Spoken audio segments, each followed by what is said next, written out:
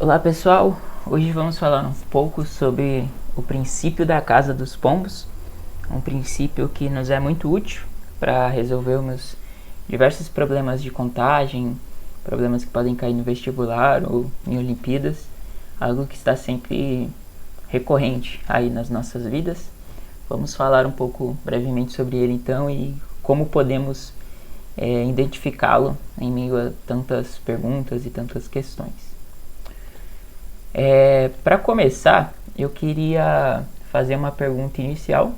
Eu quero que vocês, ao longo dessa pequena fala, vão pensando nessa pergunta para a gente responder no final. Quantas pessoas eu tenho que ter numa sala para ter certeza que pelo menos 2 dessas pessoas façam aniversário no mesmo dia? Certo? Fiquem com essa pergunta aí na cabeça e vamos tentar responder no final da aula.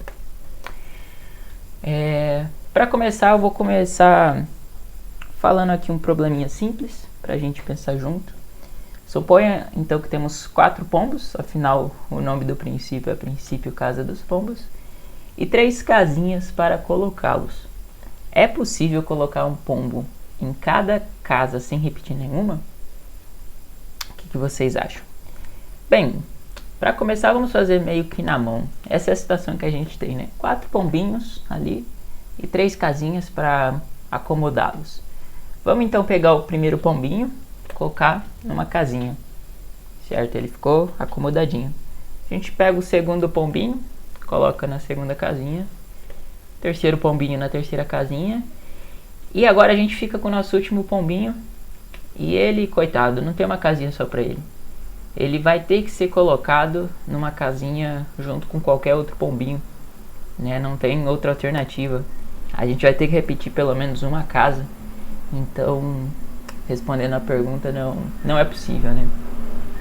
Esse é basicamente a intuição do princípio da casa dos pombos. Se existem N elementos e K caixas, sendo que o número de elementos é maior que o número de caixas ou casinhas para a gente colocar, alguma das caixas vai conter pelo menos a função teto de n sobre k.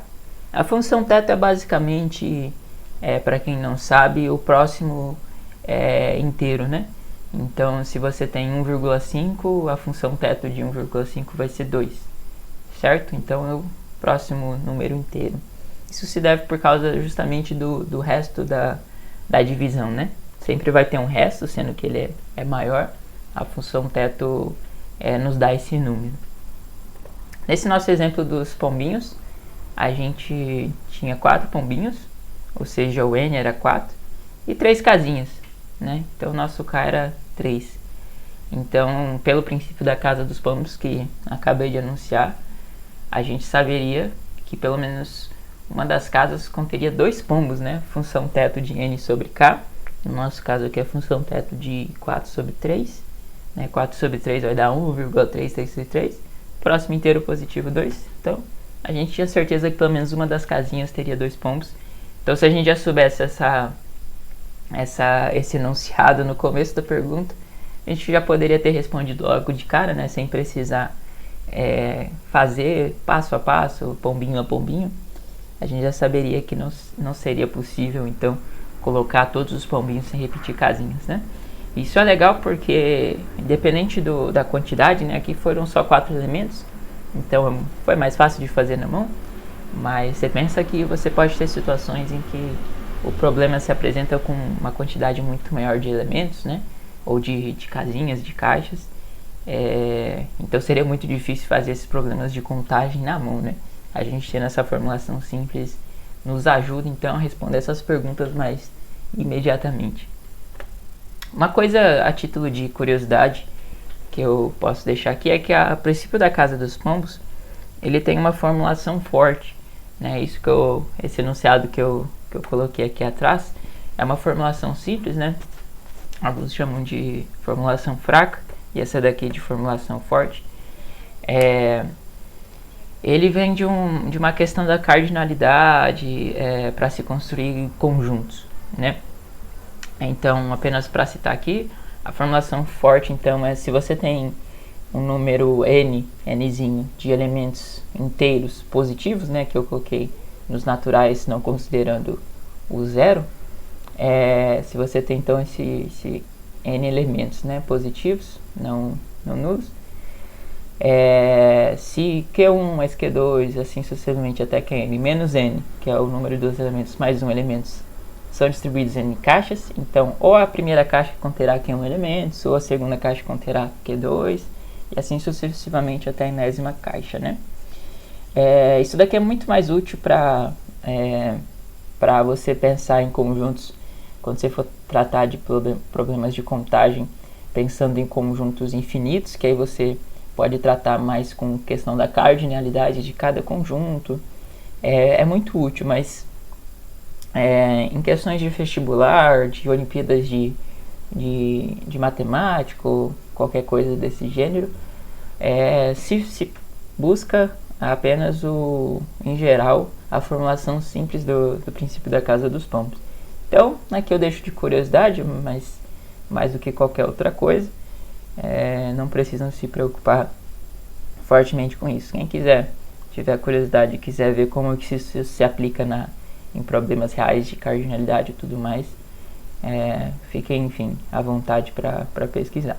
Para a gente obter a nossa formulação simples lá atrás, a gente pode tomar todos esses inteiros positivos como um número R inteiro positivo qualquer, ou seja, todos vão ser iguais. Então vai nos dar aquele número de elementos ali, né? N vezes R menos 1 mais 1. No nosso problema anterior, se a gente tomar o N como 3 e o R como 2, a gente vai ter justamente o nosso probleminha, né? 3 casinhas com 4 pombos, né? 4 elementos, 3 casinhas, né? Muito bem, e como que a gente identifica quando usar o princípio da casa dos pombos? O princípio da casa dos pombos nos dá uma certeza, né? A gente tem certeza que pelo menos uma das caixas vai conter aquela função teto, né? De elementos sobre as posições. Então, todos os problemas que tiver, no mínimo quantas coisas eu tenho que fazer, qual que é o pior caso de não sei o que, como eu garanto tal coisa, né?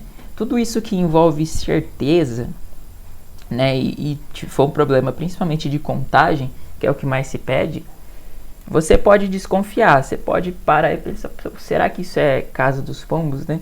Então, tudo que envolve essa certeza, que pede certeza, que, enfim, tem um pior caso, você pode parar antes de resolver e tentar ver se o princípio da casa dos pombos ali encaixa no programinha que você estiver tentando resolver. Então, começando com um exemplinho aqui, a gente tem um cenário bem simples. A gente tem uma gavetinha com 4 meias, né? 2 delas são pretas e 2 são brancas, né? Como, para ter certeza que eu vou tirar 2 meias da mesma cor, quantas meias eu tenho que tirar, né? Vamos fazer na mão de novo, 4 elementinhos. A gente tira uma meia na primeira rodada, né? A gente tira uma meia da gaveta. Ela pode ser tanto preta quanto branca, né? Então, tanto faz aí, pode ser qualquer cor. Na segunda rodada, a gente ainda pode pegar uma meia de outra cor, né? Porque se na primeira rodada a gente pegou uma branca, na segunda você pode pegar uma preta. Então, tem essa possibilidade ainda, sem certezas.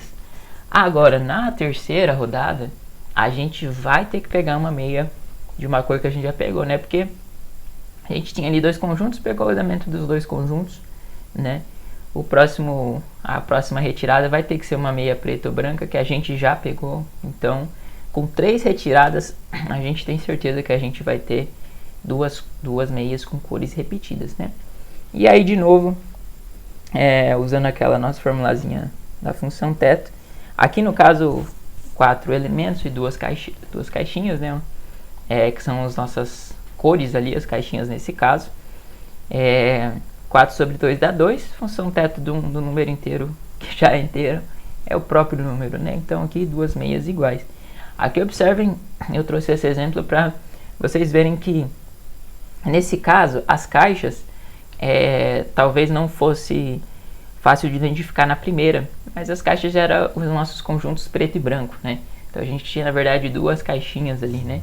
A gente fala em gaveta, que seria só uma, mas no caso eram 2 caixinhas, conjuntos de elementos ali que a gente tinha, né? Muito bem. Agora, aumentando um pouquinho as quantidades, suponha que temos agora 5 gavetas, olha só, 5 gavetas e 21 bolas para serem guardadas, né? Eu quero saber se é possível, quantas bolas a gente vai ter que colocar repetida, quantas bolas teremos que colocar repetida em pelo menos uma das gavetas, né? Isso é basicamente a nossa funçãozinha lá, né? Então você tem 21 elementos, você quer distribuir em 5 caixas, né? Então pelo menos uma das caixas conterá 5 bolas, né? 21 sobre 5, a função teto disso dá 5, né? Dá 4,5, função teto, 5 bolinhas. Então pelo menos uma das caixas vai ter que ter 5 bolinhas, não tem jeito, né? Se vocês quiserem até fazer na mão, distribuindo as bolinhas uma por uma, vocês vão ver que vai chegar um momento que vai ficar todo mundo com 4, né? E vai ter que ser, pelo menos uma bolinha vai ter que ser colocada repetidamente. Isso tem tudo a ver com o resto, né? Se vocês pararem para analisar, né? Você pega assim, 21 dividido por 5, vai ter resto 1, né? Sobra uma bolinha ali. Você divide igualmente, 4 bolinhas nas 5 gavetas, mas vai sobrar uma, né? E essa uma vai ter que ser colocada em uma das gavetas, então uma delas vai ficar com 5, né? O princípio da casa dos pombos está tudo relacionado com isso. E uma coisa que é legal de se notar é que quase nunca a gente resolve as questões que usam o princípio da casa dos pombos respondendo a pergunta quanto que a gente precisa tirar, e sim quanto que eu tenho que retirar sem que aconteça o que eu quero, né? A gente pega justamente o pior caso, né? Então, por exemplo, nos exemplos aqui a gente poderia colocar bolinha por bolinha nas caixas, né? No pior caso, assim, distribuindo. E aí você ia chegar no último caso que você ia ter que colocar uma bolinha numa repetida, né? Mais uma bolinha a ser colocada, você ia ter que ter 5 bolinhas numa gaveta. Numa gaveta. Então quase sempre a gente responde o pior caso. A gente distribui tudo e vê quantas rodadas precisou para distribuir tudo sem acontecer o que eu quero. Porque aí a gente sabe que na próxima rodada, necessariamente pelo princípio da casa dos pombos, vai ter que acontecer o que a gente está interessado, né? E tomando gancho com isso, vamos pensar naquela pergunta lá inicial do começo do vídeo, né? Que é justamente isso, é o pior caso, né? A gente quer saber quantas pessoas eu consigo colocar numa sala sem que nenhuma delas faça aniversário no mesmo dia. Mas vamos então pensar nessa sugestão aqui, né? E vamos pensar no pior caso. Qual que seria o pior caso? Seria você achar uma pessoa para cada dia do ano, né? Então você pega uma sala e vai procurando pessoas. Uma pessoa para o 1º de janeiro, uma pessoa para o 2º de janeiro, uma pessoa para o 3 de janeiro, assim sucessivamente, né? Você acha uma pessoa para cada dia do ano que faz aniversário em cada dia do ano. E aí aqui eu estou supondo, né, que o dia tem 365 dias, não estou considerando ano bissexto nem nada assim. Vamos colocar aqui que o ano tem 365 dias. Então a gente acha, né, se vocês estão indo comigo, a gente pode achar 365 pessoas, né? A gente acha uma pessoa que faça aniversário para cada dia do ano. O ano tem 365 dias, a gente acha 365 pessoas, né? E então a gente encheu nossa sala com um monte de gente. O que acontece? Se a gente trazer mais uma pessoa, a gente encheu com 365. Se a gente acha mais uma pessoa, essa pessoa, ela vai ter que fazer aniversário em algum dia do ano, né? Obviamente. Só que já tem na sala uma pessoa que faz aniversário naquele dia. Porque todas as caixinhas, né? Nesse caso aqui a gente teve 365 caixinhas do nosso princípio da casa dos pombos. Na próxima pessoa a ser colocada, vai ter que repetir. Uma pessoa vai ter que estar numa caixinha que já tem alguém. Porque a cardinalidade, né, o nosso número de elementos, já ficou maior do que o número de caixinhas, né? Então eu sei que a próxima pessoa que eu pegar, ela fará aniversário no mesmo dia de uma pessoa da sala. Então se eu pego esses nossos 365 indivíduos, adiciono mais uma pessoa, trago mais uma pessoa, eu sei que com 366 pessoas, eu vou ter certeza que pelo menos 2 delas fazem aniversário no mesmo dia, ali naquela sala, né? Que é justamente 365 caixinhas, né? 366 elementos. Pelo princípio da Casa dos Pombos, pelo menos 2 pessoas vai ter que fazer aniversário no mesmo dia, né? É uma forma de formular essa resposta, certo? Então é isso, pessoal. Espero que tenham aproveitado. O princípio da Casa dos Pombos é muito útil sempre quando se tratar de contagem, de problemas que tenham certeza, de pior caso. Sempre desconfiam do princípio da Casa dos Pombos. E é isso aí. Sucesso para todos.